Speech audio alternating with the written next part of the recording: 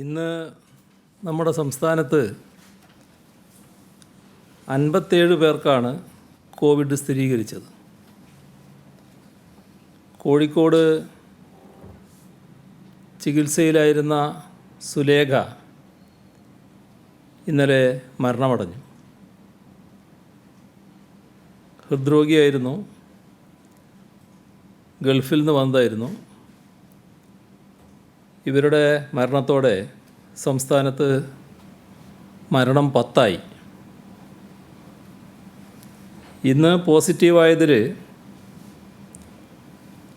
55 പേരും പുറത്തുനിന്ന് വന്നവരാണ്. 18 പേർക്ക് പരിശോധനാ ഫലം നെഗറ്റീവായി.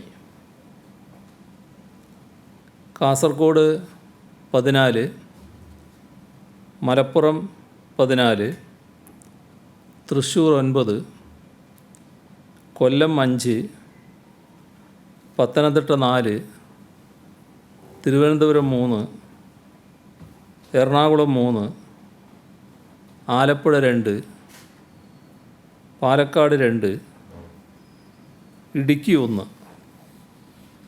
ഇത്തരത്തിലാണ് പോസിറ്റീവായത്. ഇതിൽ 27 പേർ വിദേശത്തു നിന്ന് വന്നവർ, 28 പേർ ഇതര സംസ്ഥാനങ്ങളിൽ നിന്ന് വന്നവർ, ഒരാൾ എയർ ഇന്ത്യ സ്റ്റാഫ്, ഒരാൾ ഹെൽത്ത് വർക്കർ. നെഗറ്റീവായത് മലപ്പുറം 7, തിരുവനന്തപുരം, കോട്ടയം 3 വീതം, പത്തനംതിട്ട, പാലക്കാട്, കോഴിക്കോട്, വയനാട്, കണ്ണൂർ 1 വീതം. ഇതുവരെ 1326 പേർക്കാണ് രോഗം സ്ഥിരീകരിച്ചത്. അതിൽ 708 പേർ ഇപ്പോൾ ചികിത്സയിലാണ്. 1,39,661 പേരാണ് ഇപ്പോൾ നിരീക്ഷണത്തിലുള്ളത്. വീടുകളിലും ഇൻസ്റ്റിറ്റ്യൂഷണൽ ക്വാറൻറ്റൈനിലുമായി 1,38,397 പേർ. 1,246 പേർ ആശുപത്രികളിൽ. ഇന്ന് 174 പേരെയാണ് ആശുപത്രിയിൽ പ്രവേശിപ്പിച്ചത്. ഇതുവരെ 68,979 സാമ്പിളുകൾ പരിശോധനയ്ക്ക് അയച്ചു. 65,273 എണ്ണം രോഗബാധയില്ല എന്ന് ഉറപ്പാക്കിയിട്ടുണ്ട്. ഇതുവരെ സെൻറ്റിനൽ സർവൈലൻസിൻ്റെ ഭാഗമായി മുൻഗണനാ വിഭാഗത്തിൽപ്പെട്ട 13,470 സാമ്പിളുകളാണ് ശേഖരിച്ചത്. അതിൽ 13,037 നെഗറ്റീവാണ്. ആകെ 121 ഹോട്ട്സ്പോട്ടുകളാണ് സംസ്ഥാനത്തുള്ളത്. ഇന്ന് പുതുതായി പാലക്കാട്, കണ്ണൂർ ജില്ലകളിൽ 5 ഹോട്ട്സ്പോട്ട്. ഇന്ന് 9 കേരളീയരാണ് വിദേശ രാജ്യങ്ങളിൽ കോവിഡ് ബാധിച്ച് മരണമടഞ്ഞത്. ഇതുവരെ 210 പേരാണ് മരണമടഞ്ഞത്. രാജ്യത്തിൻ്റെ വിവിധ സംസ്ഥാനങ്ങളിലും കേരളീയർ മരണമടയുന്നു. ഇത്തരത്തിൽ ജീവൻ നഷ്ടപ്പെട്ട കേരളീയരുടെ മൃതദേഹം പോലും ബന്ധുക്കൾക്ക് കാണാൻ കഴിയാത്ത അവസ്ഥയാണ്.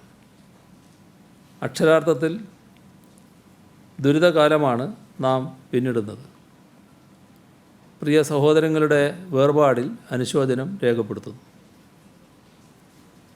പുറത്തുനിന്ന് ആളുകൾ എത്തുമ്പോൾ സ്വീകരിക്കേണ്ട പ്രതിരോധ മാർഗങ്ങൾ നാം മുൻകൂട്ടി കണ്ടിരുന്നു.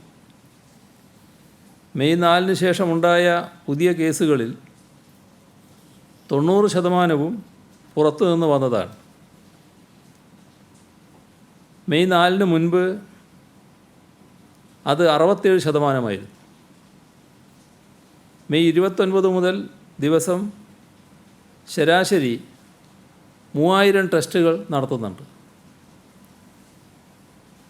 കണ്ടെയ്ൻമെൻറ്റ് മേഖലകളിൽ 24 മണിക്കൂറും കർഫ്യൂവിന് സമാനമായ കർശന നിയന്ത്രണങ്ങൾ ഏർപ്പെടുത്തും.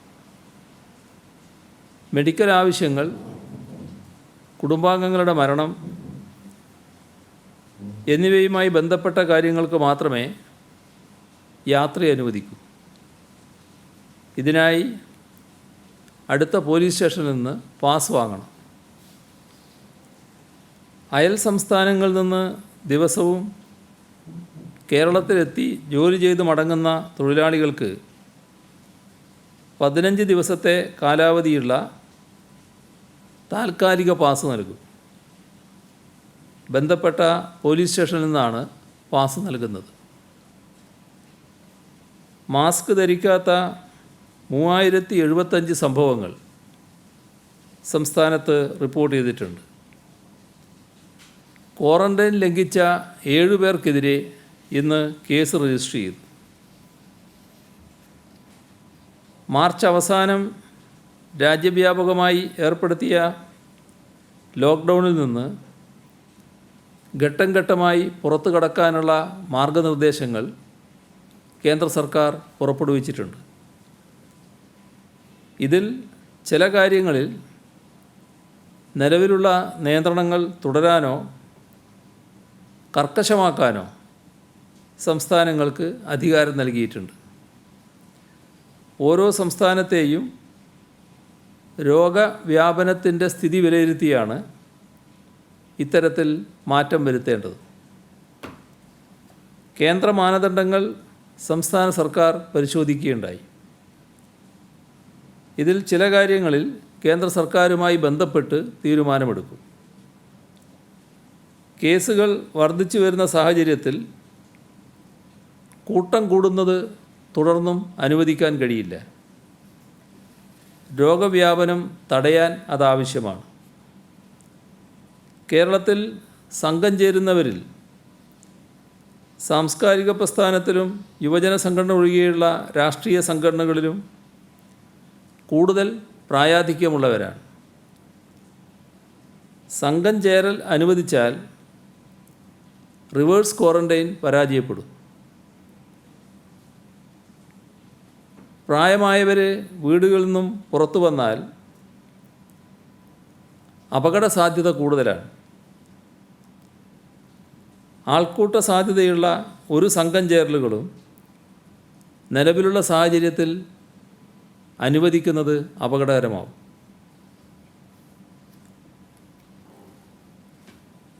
ഗുരുവായൂർ ക്ഷേത്രത്തിൽ 50 പേർ എന്ന പരിധി വെച്ച് വിവാഹ ചടങ്ങുകൾ അനുവദിക്കാമെന്നാണ് കാണുന്നത്. കല്യാണ മണ്ഡപങ്ങളിലും മറ്റു ഹാളുകളിലും 50 പേർ എന്ന നിലയിൽ വിവാഹ ചടങ്ങുകൾക്ക് മാത്രമായി അനുമതി നൽകും. വിദ്യാലയങ്ങൾ സാധാരണ പോലെ തുറക്കുന്നത് ജൂലൈയിലോ അതിനുശേഷമോ മതിയെന്നാണ് സർക്കാർ കരുതുന്നത്.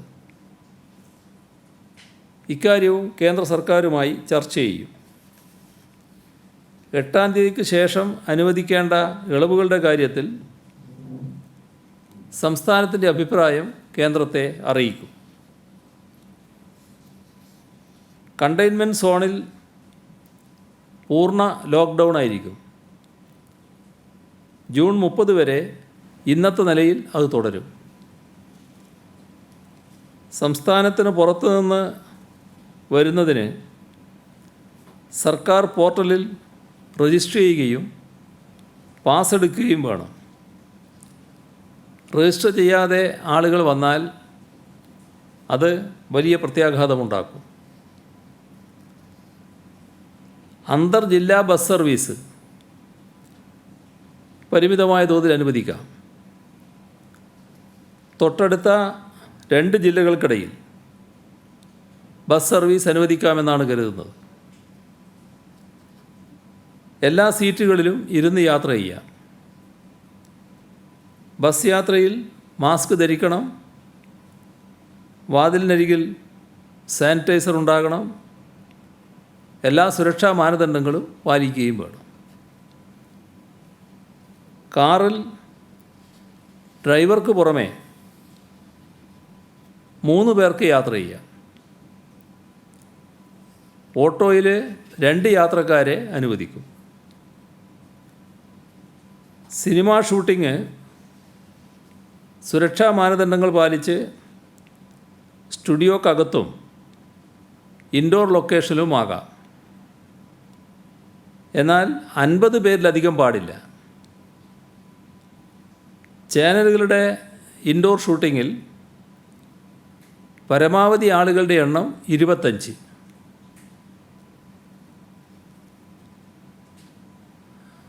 അയൽ സംസ്ഥാനങ്ങളിൽ നിന്ന് അതിർത്തി ജില്ലകളിൽ നിത്യേന ജോലിക്ക് വന്ന് തിരിച്ചു പോകുന്നവരുണ്ട്. അവർക്ക് പ്രത്യേക പാസ് അനുവദിക്കും. പൊതുമരാമത്ത് ജോലികൾക്ക് ഇതര സംസ്ഥാനങ്ങളിൽ നിന്ന് വരുന്നവർക്ക് 10 ദിവസത്തേക്കുള്ള പാസ് നൽകും. കേരളത്തിൻ്റെ കോവിഡ് മഹാമാരിയെക്കുറിച്ച് പരിശോധിക്കുമ്പോൾ പ്രഥമ പരിഗണനയിൽ വരേണ്ടത് നാം ഇവിടെ സ്വീകരിച്ച പ്രതിരോധ മാർഗത്തിൻ്റെ പ്രത്യേകതകളാണ്. മിക്ക പാശ്ചാത്യ രാജ്യങ്ങളിൽ നിന്നും വ്യത്യസ്തമായി പൊതു ആരോഗ്യ സംവിധാനത്തിന് ഊന്നൽ നൽകുന്നതാണ് നമ്മുടെ പ്രതിരോധ പദ്ധതി.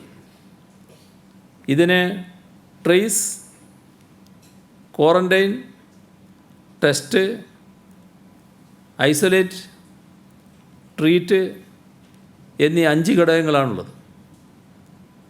രോഗം രൂക്ഷമായി പടർന്നു പിടിച്ച മിക്കയിടങ്ങളിലും ട്രേസ്, ക്വാറൻറ്റൈൻ എന്ന ആദ്യത്തെ 2 ഘട്ടങ്ങൾ ഒഴിവാക്കുകയുണ്ടായി.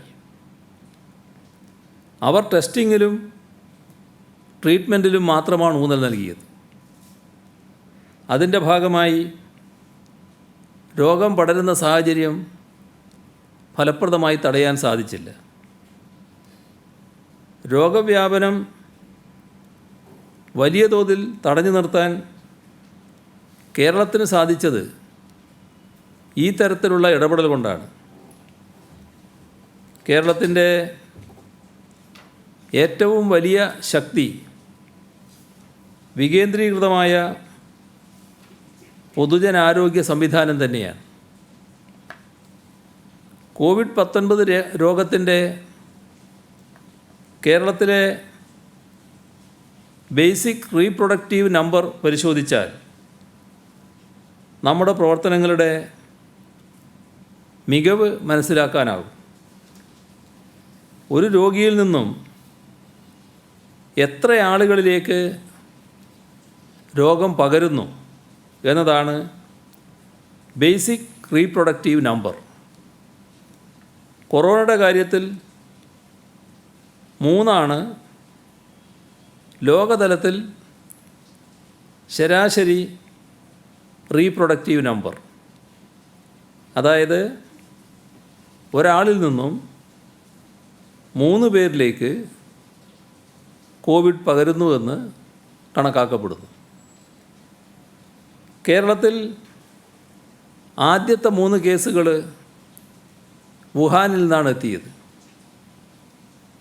അപ്പോൾ അവരിൽ നിന്നും ഒരാളിലേക്ക് പോലും രോഗം പടരാതെ നോക്കാൻ നമുക്ക് സാധിച്ചു.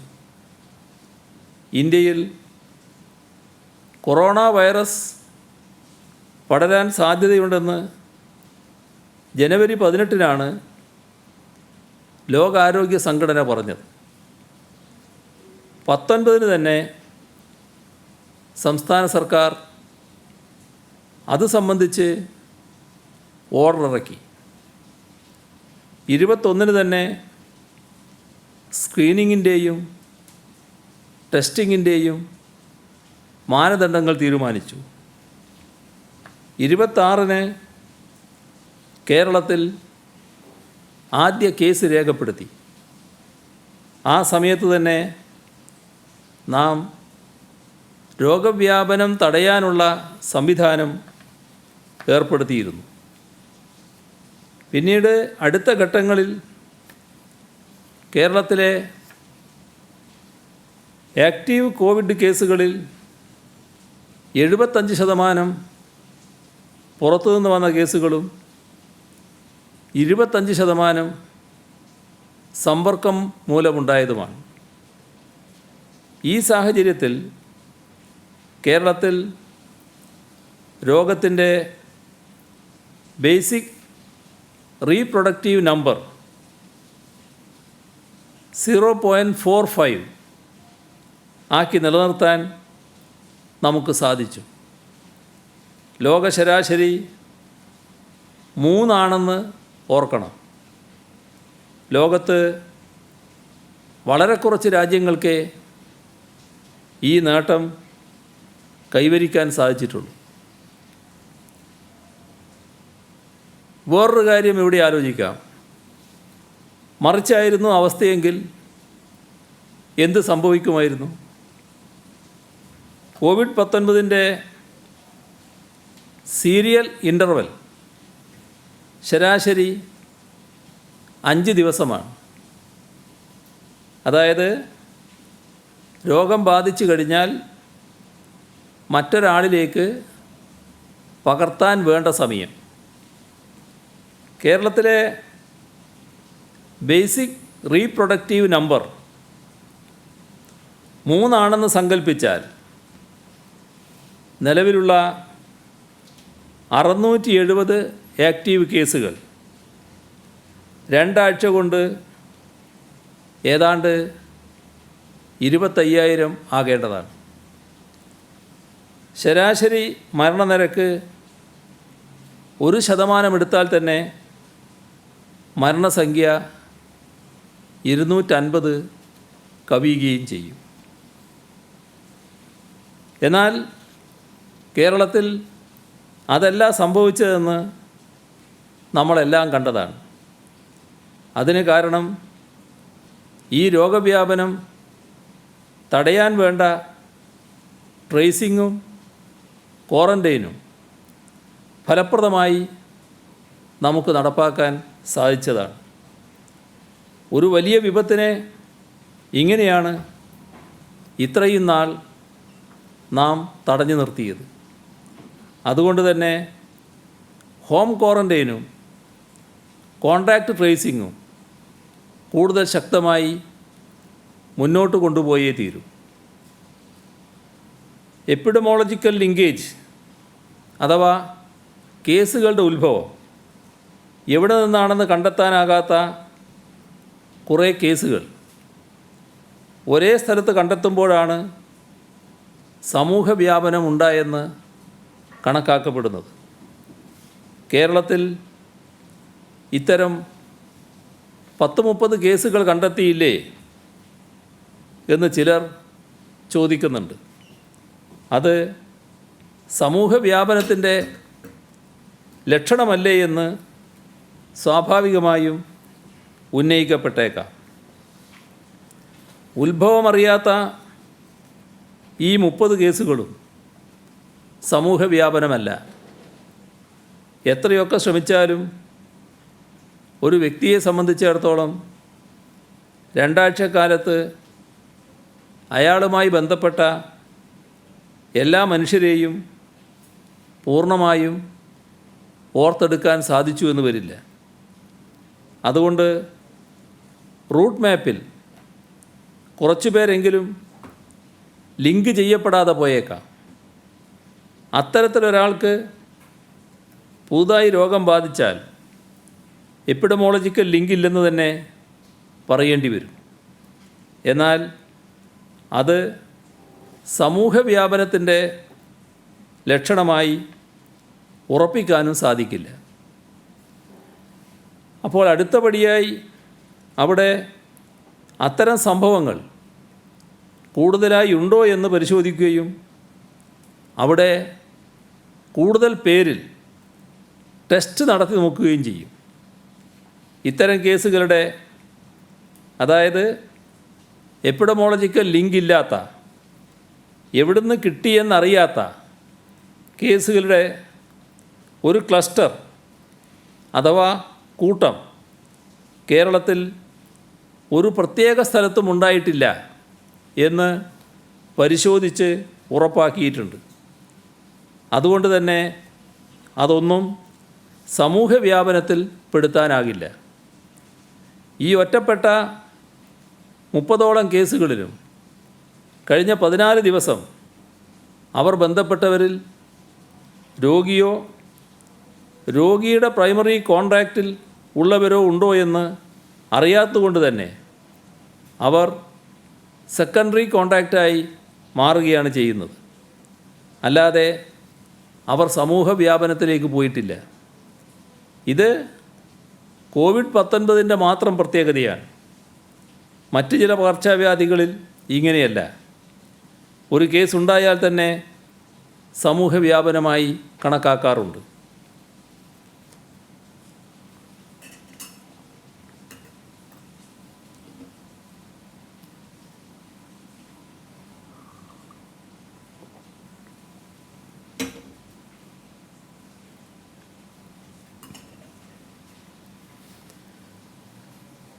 മഴക്കാലം തുടങ്ങുന്നതിനാൽ സർക്കാർ സ്വകാര്യ ആശുപത്രികളുടെ പ്രവർത്തനം പൂർണ്ണതോതിൽ പുനരാരംഭിക്കുന്നതിനുള്ള സമഗ്രമായ പദ്ധതി തയ്യാറാക്കും.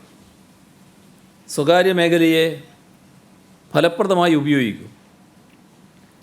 കോവിഡ് ഇതര രോഗങ്ങളുടെ ചികിത്സ ഉറപ്പാക്കും. മെഡിക്കൽ കോളേജുകളിൽ രോഗികൾ കൂടുതലായി എത്തിത്തുടങ്ങിയിട്ടുണ്ട്. മെഡിക്കൽ കോളേജ് ഹെൽത്ത് സർവീസസിൻ്റെ കീഴിലുള്ള ആശുപത്രികളിൽ ചികിത്സ കഴിയുന്നതും പഴയ തരത്തിൽ പുനഃസ്ഥാപിക്കുന്നതിനുള്ള നടപടികൾ പല തലങ്ങളിൽ ആരംഭിച്ചിട്ടുണ്ട്. പുതുതായി രോഗവുമായി എത്തുന്നവർ, നേരത്തെ രോഗമുള്ളവരുടെ പുനഃപരിശോധന, അടിയന്തര ചികിത്സ ആവശ്യമുള്ളവർ, ഡയാലിസ്, ആൻജിയോപ്ലാസ്റ്റി തുടങ്ങിയ മാറ്റിവെച്ച ചികിത്സകൾ തുടങ്ങി പരിചരണം ആവശ്യമുള്ള പല വിഭാഗത്തിൽപ്പെട്ടവരുണ്ട്. ടെലിമെഡിസിൻ പദ്ധതി കുറവുകൾ പരിഹരിച്ച് കൂടുതൽ വ്യാപിപ്പിക്കും. ഫോൺ, നെറ്റ് കൺസൾട്ടേഷൻ റിസർവേഷൻ കൂടുതൽ ആരോഗ്യ സ്ഥാപനങ്ങളിൽ ആരംഭിക്കും. സ്വകാര്യ മേഖലയുമായി ചേർന്ന് താഴെത്തട്ടിൽ മൊബൈൽ ക്ലിനിക്കുകൾ സ്ഥാപിക്കും. സർക്കാർ സ്വകാര്യ മേഖലകളിലെ ചികിത്സ കൂടുതലായി ലഭ്യമാക്കുന്നതിനുള്ള വിശദമായ കർമ്മപരിപാടിയും നിർദ്ദേശങ്ങളും തയ്യാറാക്കും. വിദേശത്തു നിന്നും കൂടുതൽ പേർ എത്തിത്തുടങ്ങിയതോടെ കോവിഡ് മരണനിരക്കിൽ വർധനയുണ്ടായിട്ടുണ്ട്. മെയ് 4-ന് 3 പേരാണ് മരണപ്പെട്ടിരുന്നെങ്കിൽ ഇപ്പോഴത് 10 വർദ്ധിച്ചിട്ടുണ്ട്. ഇതിൽ അമിതമായ ആശങ്കപ്പെടേണ്ടതില്ല. പ്രായാധിക്യമുള്ളവർക്കും ഗുരുതരമായ രോഗമുള്ളവർക്കും വിദേശത്തു നിന്നും വരുന്നതിൽ മുൻഗണന നൽകിയിട്ടുണ്ട്. ഇവർ രോഗബാധിതരായി തന്നെയാണ് എത്തുന്നത്. അപ്പോൾ അവർ രോഗത്തിൻ്റെ ഗുരുതരാവസ്ഥ കാരണം തന്നെ ചിലർ മരണപ്പെടുന്ന നിലയുണ്ടായിട്ടുണ്ട്. അത് മരണനിരക്ക് ഉയരുന്നതിനും ഇടയാക്കിയിട്ടുണ്ട്. ഇത്തരത്തിലുള്ളവരുടെ എണ്ണം കുറയുന്നതോടെ ഇതിൽ മാറ്റം വരും എന്ന് തന്നെയാണ് പ്രതീക്ഷിക്കുന്നത്.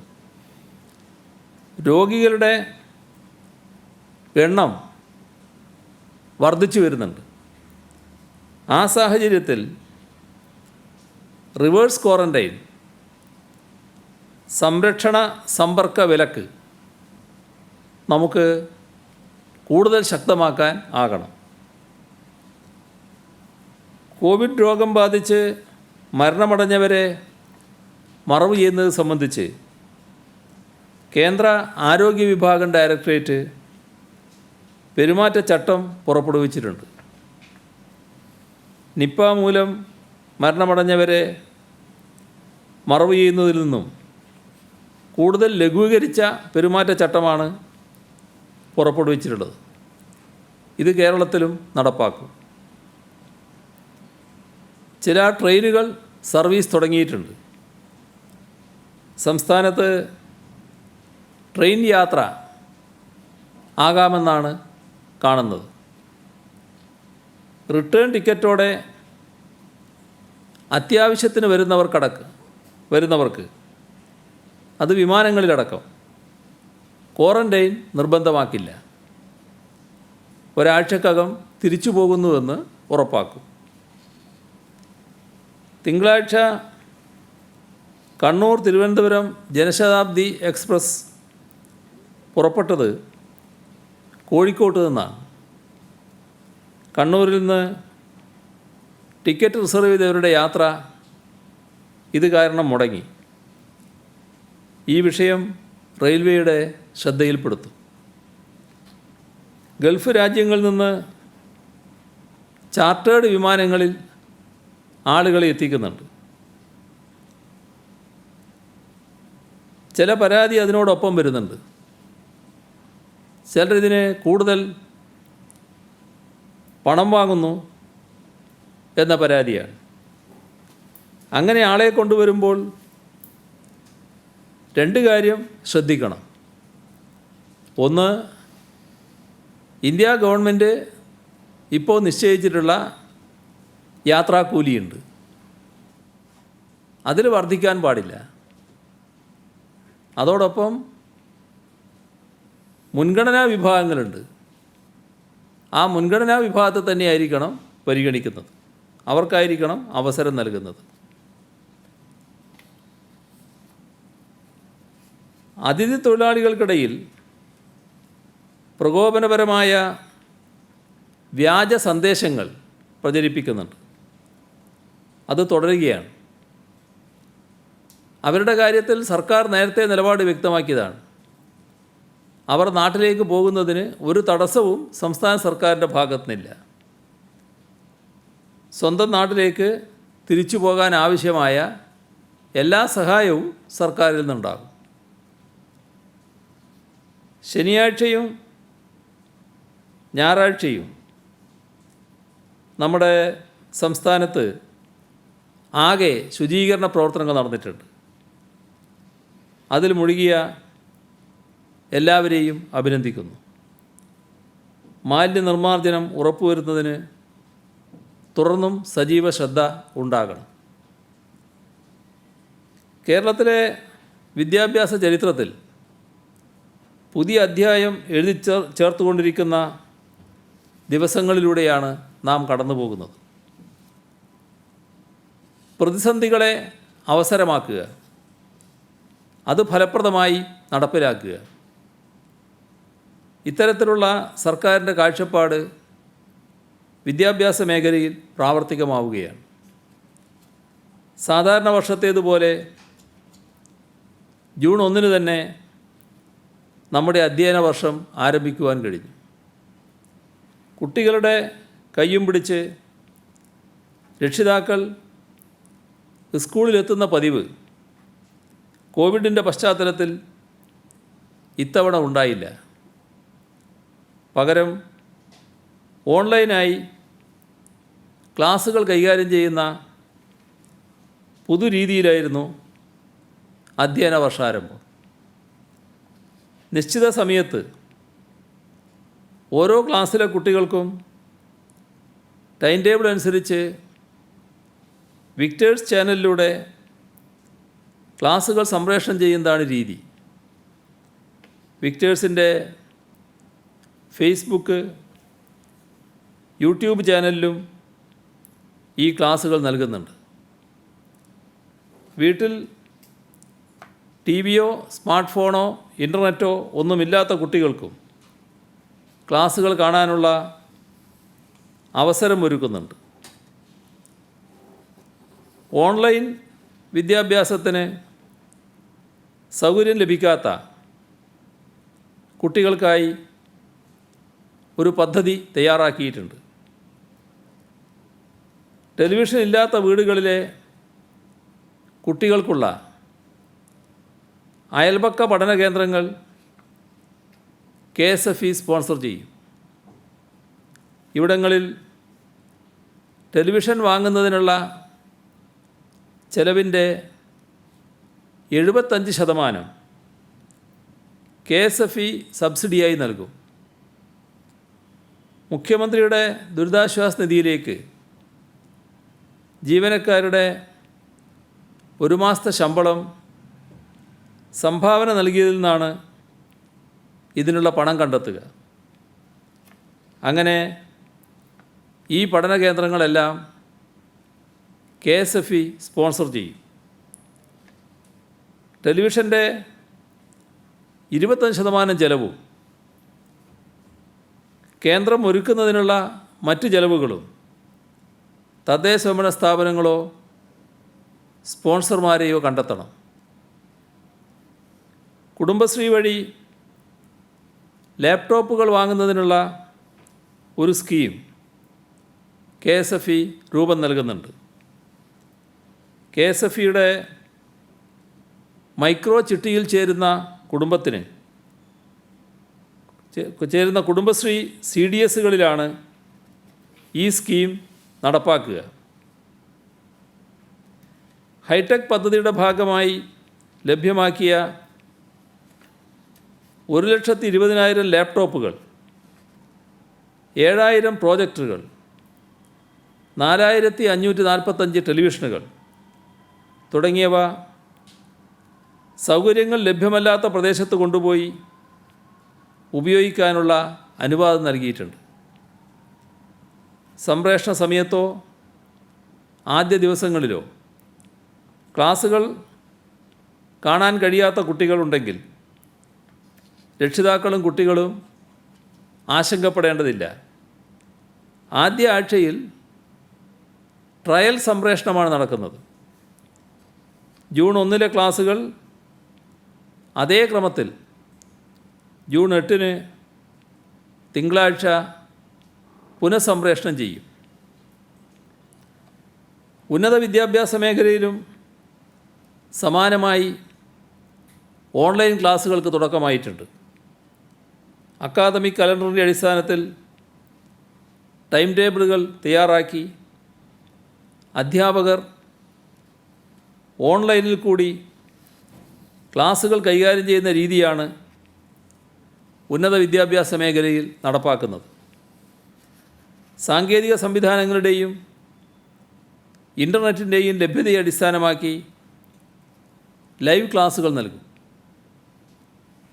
ഓൺലൈൻ ക്ലാസുകൾക്ക് വേണ്ട സാങ്കേതിക സംവിധാനങ്ങൾ ലഭ്യമല്ലാത്ത കുട്ടികൾക്ക് ക്ലാസുകൾ ലഭ്യമാക്കാൻ വേണ്ട ക്രമീകരണങ്ങൾ കോളേജുകളിലോ അടുത്തുള്ള മറ്റ് സ്ഥാപനങ്ങളിലോ ഒരുക്കാൻ പ്രിൻസിപ്പൽമാർക്ക് നിർദ്ദേശം നൽകിയിട്ടുണ്ട്. സംസ്ഥാനത്ത് മാറ്റിവെച്ച SLC ഹയർ സെക്കൻഡറി പരീക്ഷകൾ വിജയകരമായി പൂർത്തിയാക്കിയിട്ടുണ്ട്. SSLCക്ക് 99.92% കുട്ടികളും ഹയർ സെക്കൻഡറിയിൽ 98.53%, വൊക്കേഷണൽ ഹയർ സെക്കൻഡറിയിൽ 98.92% പരീക്ഷ എഴുതി.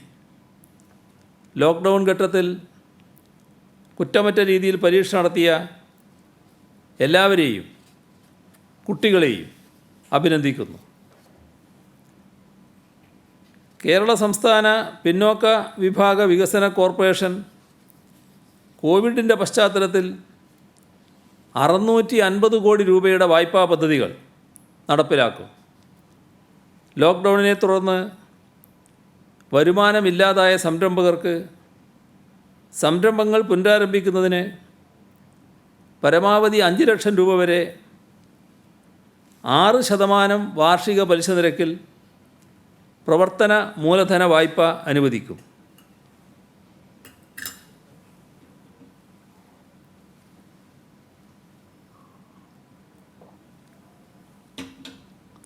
സുഭിക്ഷ കേരളം പദ്ധതി പ്രോത്സാഹിപ്പിക്കുന്നതിനായി OBC വിഭാഗത്തിൽപ്പെട്ട വ്യക്തിഗത വനിതാ സംരംഭകർക്ക് അവരുടെ വീടുകളിലും പരിസരങ്ങളിലുമായി കൃഷി, മത്സ്യം വളർത്തൽ, പശു, ആട് എന്നിവയെ വളർത്തൽ, പോൾട്രി ഫാം ഇവയെല്ലാം ആരംഭിക്കുന്നതിന് പരമാവധി 2 ലക്ഷം രൂപ വരെ 5% വാർഷിക പലിശ നിരക്കിൽ വ്യക്തിഗത വായ്പ അനുവദിക്കും. മൈക്രോ ക്രെഡിറ്റ്, മഹിളാ സമൃദ്ധി യോജന എന്നീ പദ്ധതികൾ പ്രകാരം അനുവദിക്കുന്ന വായ്പ 2 കോടിയിൽ നിന്നും 3 കോടി രൂപയായി വർദ്ധിപ്പിക്കും. 3 മുതൽ 4% വരെ വാർഷിക പലിശ നിരക്കിലാണ് CDSകൾക്ക് ഈ വായ്പ അനുവദിക്കുന്നത്. തൊഴിൽ നഷ്ടപ്പെട്ട് കേരളത്തിലേക്ക് മടങ്ങി വരുന്ന OBC, മതന്യൂനപക്ഷ വിഭാഗത്തിൽപ്പെടുന്ന വിദേശ പ്രവാസികളുടെ പുനരധിവാസത്തിനായി കോർപ്പറേഷൻ നടപ്പാക്കി വരുന്ന പദ്ധതിയാണ് റിട്ടേൺ. 6 മുതൽ 8% വരെ പലിശ നിരക്കിൽ 20 ലക്ഷം രൂപ വരെ വായ്പ അനുവദിക്കുന്ന ഈ പദ്ധതിയിൽ രേഖകൾ സമർപ്പിച്ച് 15 ദിവസത്തിനകം വായ്പ അനുവദിക്കും. പരമാവധി 3 ലക്ഷം രൂപ മൂലധന സബ്സിഡി 15%, തിരിച്ചടവിൻ്റെ ആദ്യ 4 വർഷം 3% പലിശ സബ്സിഡിയും നോർക്ക ലഭ്യമാക്കും. ഈ പദ്ധതി പ്രകാരം പിന്നോക്ക വിഭാഗ വികസന കോർപ്പറേഷനിൽ നിന്നും സംരംഭങ്ങൾ ആരംഭിക്കുന്നതിന് 20 ലക്ഷം രൂപ വായ്പയെടുക്കുന്ന പ്രവാസിക്ക് വായ്പാ ഗഡുക്കൾ കൃത്യമായി തിരിച്ചടക്കുകയാണെങ്കിൽ വായ്പാ കാലാവധിയായ 5 വർഷത്തിനകം മുതലും പലിശയുമടക്കം തിരിച്ചടക്കേണ്ടത് മുതലിനേക്കാളും കുറഞ്ഞ തുകയായ 18.5 ലക്ഷം രൂപ മാത്രമാണ്. ദുരിതാശ്വാസ നിധിയിലേക്ക് സംഭാവനകൾ പ്രവഹിക്കുന്നുണ്ട് ചില പേരുകൾ. സാഹിത്യകാരൻ കോവിലൻ്റെ ഓർമ്മ ദിവസമാണ് നാളെ. അദ്ദേഹത്തിൻ്റെ സ്മരണാർത്ഥം കോവിലൻ ട്രസ്റ്റിൻ്റെ വകയായ 1 ലക്ഷം രൂപ മകൾ കൈമാറി. Kerala state cooperative employees welfare board 50 lakh, joint council of state service organisation 18 ലക്ഷം, സംഘടനയുടെ സുവർണ ജൂബിലി സമാപന സമ്മേളനത്തിനടക്കം മാറ്റിവെച്ച തുകയാണ് കൈമാറിയത്. വെമ്പായം ഗ്രാമപഞ്ചായത്ത് 10 ലക്ഷം, കേരള സ്റ്റേറ്റ് ഫാർമസി കൗൺസിൽ 10 ലക്ഷം, പോസ്റ്റൽ ടെലികോം BSNL എംപ്ലോയീസ് സഹകരണ സംഘം 7,36,790 രൂപ, SFI കോട്ടയം ജില്ലാ കമ്മിറ്റി 1 റൂപ്പി റവല്യൂഷൻ ക്യാമ്പയിനിലൂടെ സമാഹരിച്ച 5,724 രൂപ, തിരുപുറം സർവീസ് സഹകരണ ബാങ്ക് ജീവനക്കാരുടെ വിഹിതം 2,64,129 രൂപ, ആയുർവേദ പ്രൊമോഷൻ സൊസൈറ്റി 2 ലക്ഷം രൂപ, AIYF കണ്ണൂർ ജില്ലാ കമ്മിറ്റി ബിരിയാണി ചാലഞ്ചിലൂടെ സമാഹരിച്ച 1,35,081 രൂപ. ഇത്രയാണ് ഇന്ന് കൈമാറാനുള്ള വിവരങ്ങൾ.